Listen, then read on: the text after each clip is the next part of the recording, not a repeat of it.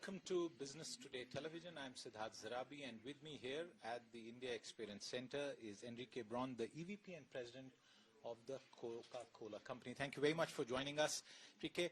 I'll come straight to the point, and this is Coca-Cola, a very well-known brand in India, one of the oldest brands present there now, significant investments. What's the strategic outlook for the Indian economy from the Coca-Cola company? Well, thank you for having me.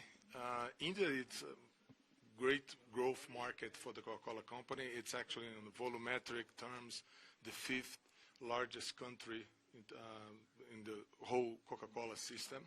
And it's a market that has been growing the last few years, really in sync with the country. So it's really a story that goes in line with the investments that the government has been doing in infrastructure, not only in the physical space, on the digital as well. And we have been enjoying the same ride over the last few years there. So it's important market that will continue to grow as we look at in the future. What are the prospects for the Indian market in terms of the growth? As I understand, it's amongst the fastest, or is it the fastest growing market in market share terms for you? It's one of the fastest growing markets, but it's important to put in context as well.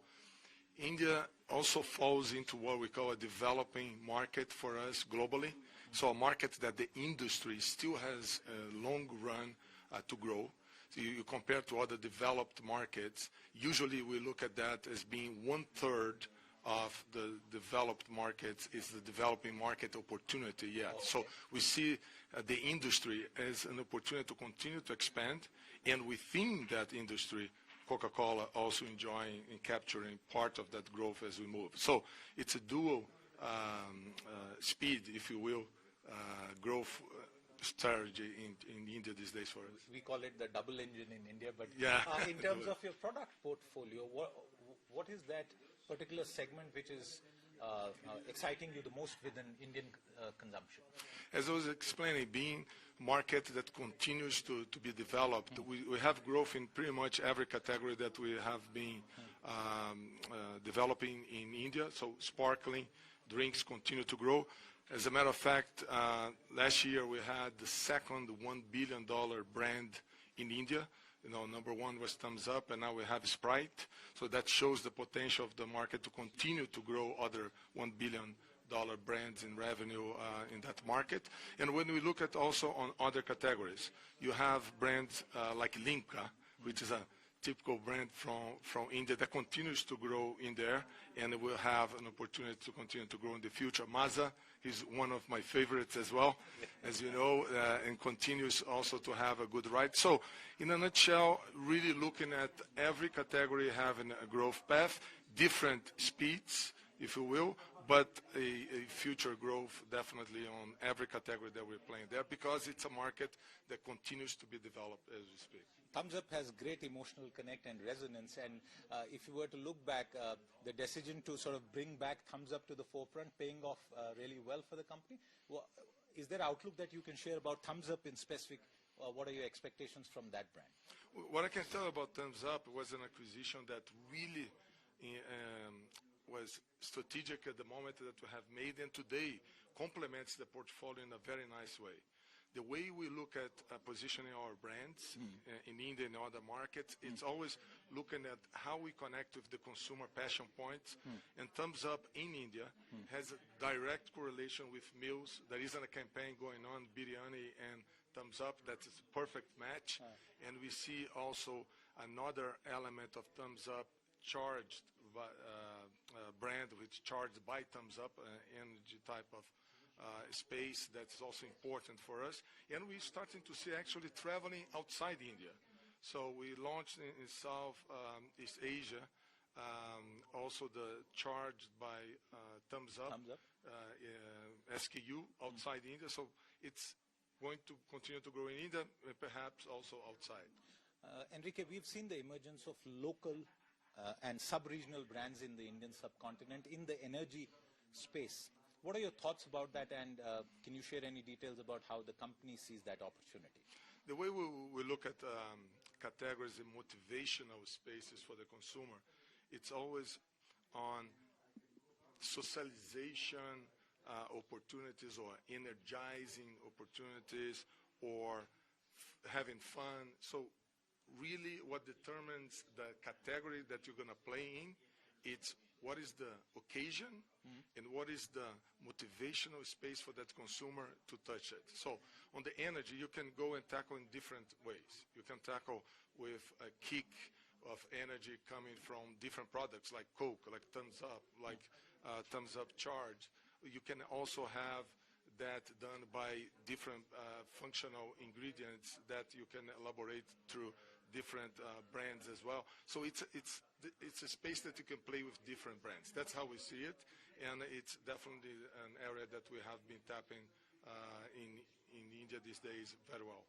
I have you for a very short time, but I have to ask you a couple of quick points. One is the impact of AI.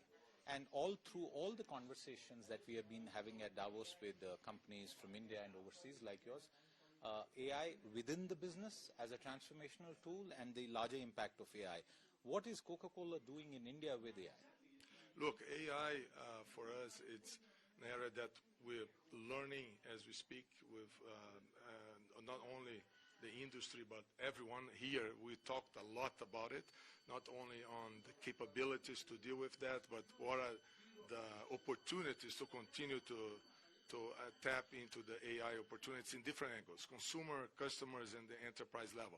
What I can tell you, we were one of the first companies to actually use AI on the consumer marketing front. Okay. So we use through a campaign that we have, which is Create Magic.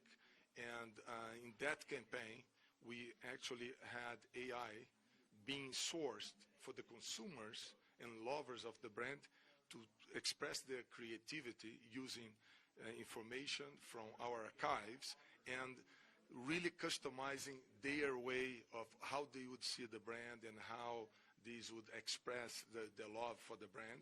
We actually used that to expose in New York at the Times Square and on Piccadilly Circus. It was a tremendous buzz success all over the world. So in India, what we have been doing as well, it's connecting AI and the 360 marketing digital campaign embedded into the consumer passion points. So we have a campaign that we ran last year that we probably have seen, which is the stomp camera on the cricket, that we had the 360 digital campaign that you could actually not only engage with the game, but the brand in a very unique way. That data, it's also sourced for us to use through AI and elaborate on the next campaign on another connection with a passion point with the consumers that love our brands in there. So you're going to see more and more of that. But on the consumer space, we like to say that we were the first ones and more to come.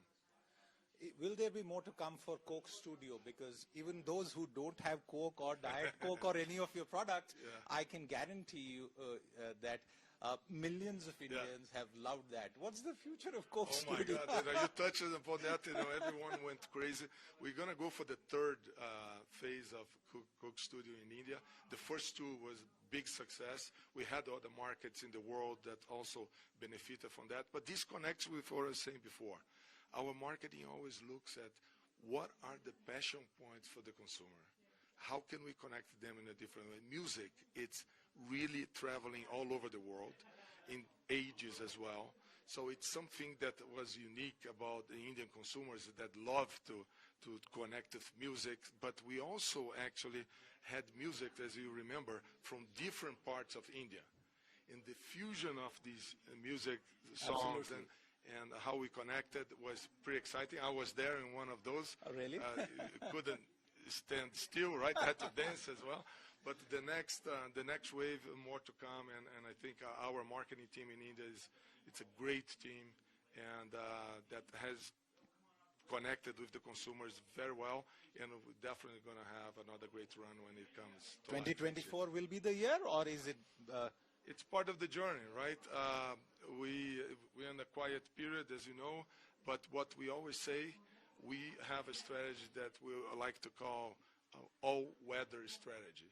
So for good times, for difficult times, challenging times, we have a strategy that connects with our consumers in the best way, and we have brands that stay for the long run, the life of our consumers. So next year, we're ready for that, and we'll see.